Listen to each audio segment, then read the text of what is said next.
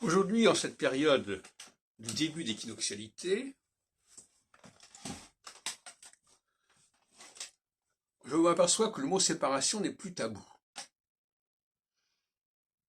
C'est-à-dire que l'on peut séparer tout en acceptant une cohabitation.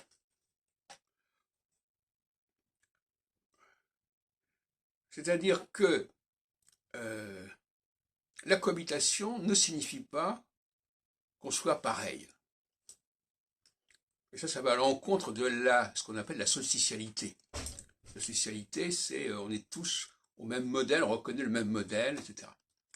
L'équinoxialité, elle, admet la séparation, qui est une façon aussi de calmer le jeu, parce que dire que les choses sont séparées, ça évite de s'énerver pour dire qu'elles ne le sont. Si je dis c'est séparé, les gens ne vont pas s'énerver en disant c'est séparé, puisqu'on le reconnaît.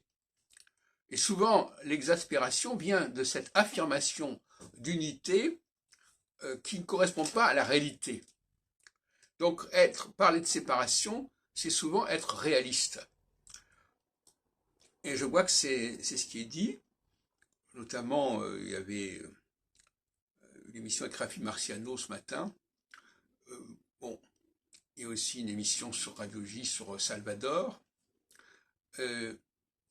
La notion aussi, c'est non seulement la notion de séparation, c'est-à-dire de ce qui est différent, mais aussi la notion de chronologie. C'est-à-dire dire, voilà, les Juifs étaient avant. Bon, ça aussi, ça peut être nié, mais enfin, malgré tout, on peut l'accepter, on doit l'accepter. Et ça veut dire qu'il y a quelque chose de matriciel chez les Juifs. Donc, la matricialité juive et la séparation juive, à mon avis, c'est paradoxalement la meilleure façon de calmer le jeu.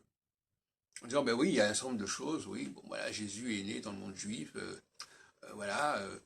et puis les juifs n'ont pas les mêmes valeurs, les mêmes croyances que les chrétiens. Une fois qu'on a dit ça, on va pas s'exposer à des gens qui vous reprochent de dire que tout le monde est pareil.